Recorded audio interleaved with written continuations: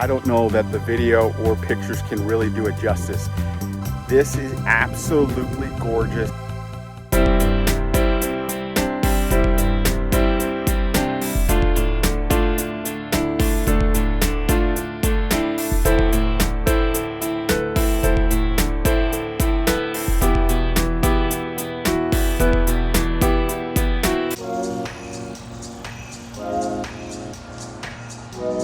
Hey everybody, David, aka RV Jedi, aka Carvy Jedi, and it is the end of the year and time to reflect and look back and do some of my favorite places that I got a chance to explore this year in the Pacific Northwest.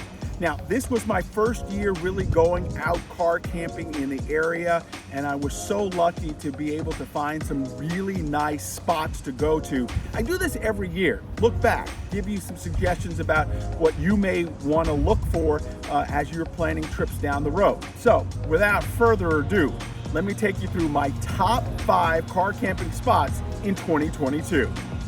Number 5, Dosewallips State Park in Brennan, Washington.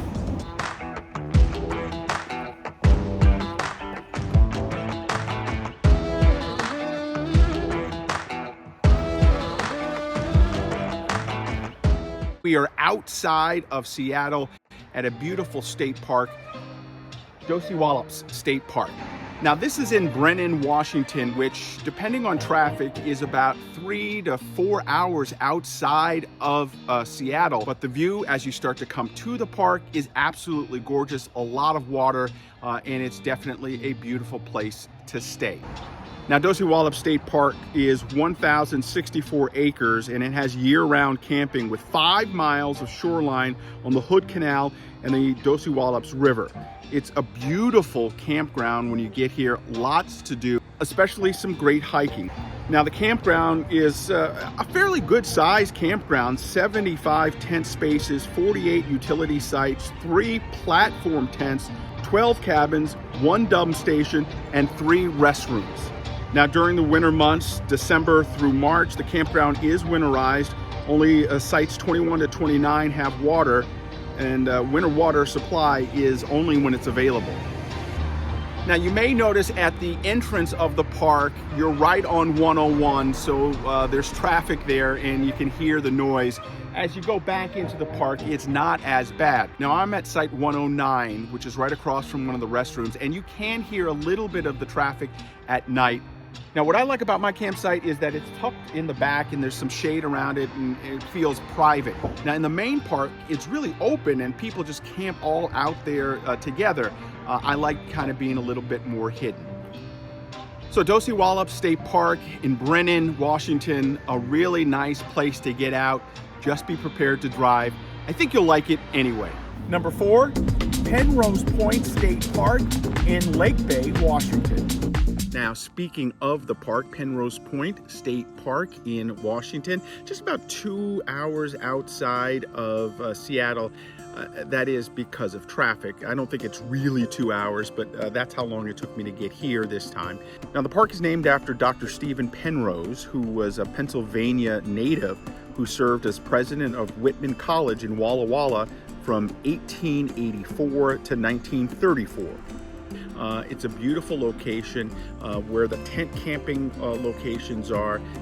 There's a couple of different loops here. It's not that big, but it's nice. The campsites are really easy to get in and out of. They're a little tight together, and if you can see, I'm in site 10. My neighbor right next door, there's no kind of vegetation in between us, so we see each other left and right, but that's okay. The 2 folks that were here the night before and then the group that just came in today seem to be very nice, but there is a lot of vegetation and it's really, really nice to be here. Now, Penrose Point State Park is 237 acres right on the shores of the Puget Sound. In addition to the park, there's just about 2 miles of saltwater frontage on Mayo Cove and Carr Inlet. In terms of hiking, there are about 2.5 miles of hiking trails and mountain biking trails as well. You can fish here, you can boat, there is crabbing, oyster harvesting, a little bit of everything out here. Now, when you look on their website and you look at the map for camping, there are 81 spots available. Now, when it comes to reservations here, you need to make reservations between May through September. It's May 15th through September 15th. After that, the park is on a first come, first served basis. So I might even try to come back here during the winter to see what that's like. According to the website, typical campsites accommodate a vehicle or a combination of a vehicle and trailer up to about 35 feet. There are locations to RV here. I haven't seen them yet. They may be up on the hill a little bit because I am in the tent camping area. So all in all, this is a really nice spot to camp. Another great example of a state park. I was here for a couple of days and really enjoyed myself. And I would recommend it. Just be aware that you're going to be next to your neighbors. And if that bothers you, then this is probably not a place that you want to be. But for the most part, again, everything is pretty well separated, and again, the spots are really, really nice to get in and out of, and I think you'll have a great time. Number 3, the only county park on the list this year, Tolt McDonald Camp and Park Ground. Buddy, that was great, just outside of Carnation. So Tolt McDonald Campground and Park is located on 573 acres in Carnation, Washington. It's right at the Snoqualmie and Tolt Rivers in Snoqualmie Valley. There's a 500-foot suspension footbridge over the Snoqualmie River and 12 miles of forested and riverside trails. After you cross over the suspension bridge, what's really kind of neat is there is almost a tiny village there with yurts, and there is one shipping container home there. I walked up to it, looked around. It looks pretty comfortable. I think it sleeps about 4 or 6 for the yurts and probably 4 for the shipping container unit. But again, if you don't have a tent or you don't want a car camp or RV or something like that, you can rent out one of these yurts and have some fun there. The campground itself is really pretty. The way it's laid out, there's kind of one big green area with a fire pit in the middle, and then the sites with electric and water basically for RVs are all around this center park. There are not a lot of spaces there, but there are enough so that you can get out there and really enjoy yourself. Again, all with power and water, and they're all drive-through. Again, the campground features 6 yurts overlooking the river. It has seasonal camping for RVs, tents, and 2 large group campsites, all with fire pits. I guess the only downfall for this particular park, there's only one kind of bathhouse for all of the RV and tent camping area, and from where I'm staying in the tent camping section, it is a little bit of a hike. So that was the only downside that I see. It would be nice if maybe there were a couple of more porta potties or something in the area. So I'm in the tent camping section in spot 20, a beautiful spot. It's the end of the week, but still part of the week, so there's nobody around me. There's some more folks that are getting ready to come for the weekend. Right behind my camp spot, look at this. Yeah, this is a dayside park for people to come in, just enjoy the park and area for the day. Last night I could hear folks for a while, and I was wondering, why could I hear people so late? But that's because this is for day use. People can come park and just enjoy themselves here as well. So there you have it. Tolt McDonald Park and Campground in Carnation, Washington. It's in King County, just outside of Seattle, under an hour away from the city. You know, I love a great county park, and this one certainly is. It's kept really, really well. It's beautiful to hike on, and it's just a nice place to get away from the grind and just enjoy the beautiful outdoors. Number 2, Bayview State Park in Mount Vernon, Washington. So this is Bayview State Park in Bayview, Washington. Again, just about an hour and a half, almost 2 hours when you factor in traffic from Seattle, north of Seattle that is. And it's an absolutely beautiful state park. Now I'm actually at the bay side, the Padilla Bay side.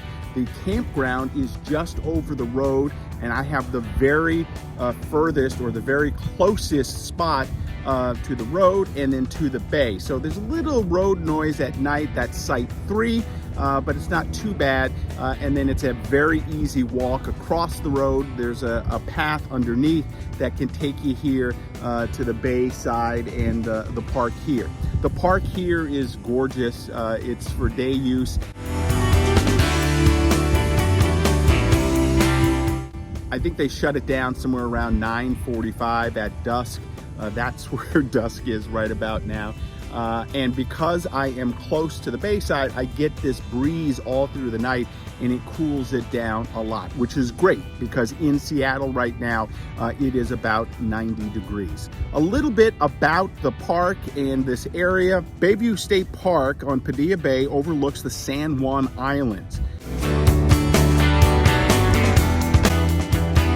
Now the park has 46 standard campsites, 30 partial hookups, and 2 restrooms and 6 showers. Now the maximum length for an RV is 50 feet. The campground is divided into 3 areas. Now the original portion of the park was donated to the state in 1925 by the Skagit County Agricultural Association with the understanding that it would become a state park. Additional parcels were then acquired up until 1968.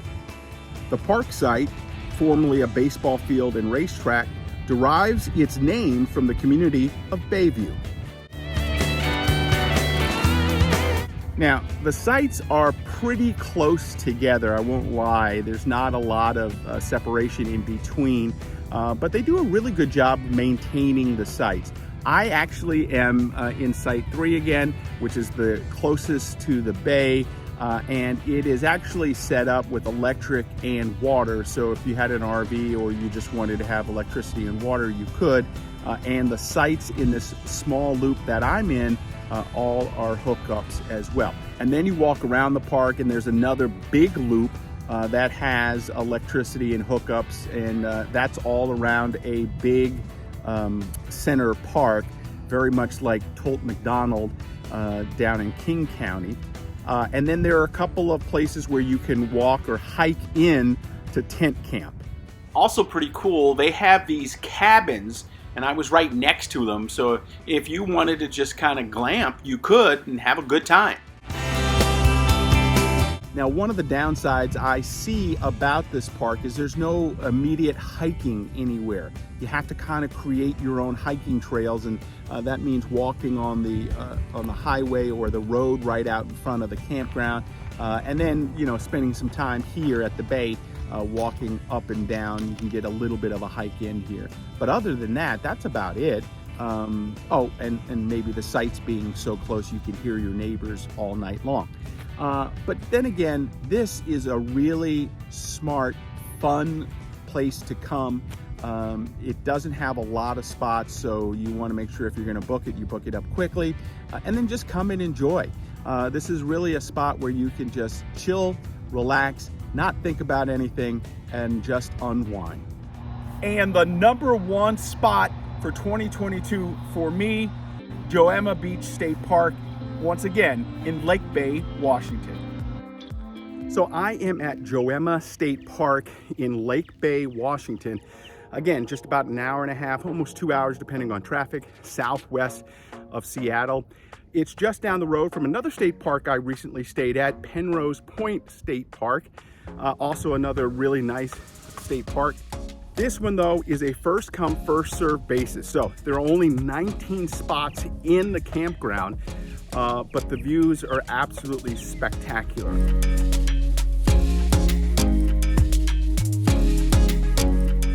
I'm in spot 11, and take a look at this.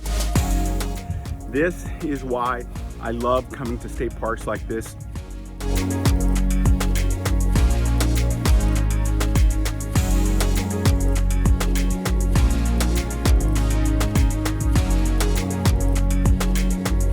lot of folks around you.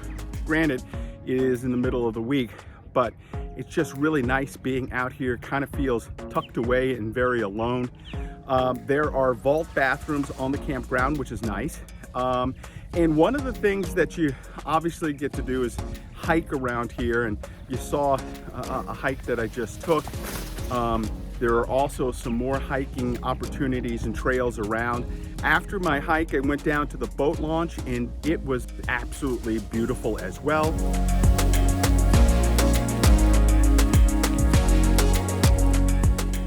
Now for me, cell service was spotty, 1 to 2 bars, but you can get a signal out. And then for me, it was only 12 bucks a night. And because this is first come, first served basis, the way you do it is you come, you drive around, find your spot, go back to the front, fill out a little sheet, drop in your deposit, cash or check. And then next thing you know, boom, you get your spot and you get to stay there. Joema State Park, Lake Bay, Washington. An absolutely amazing place to go. I hope you get a chance to go out and explore.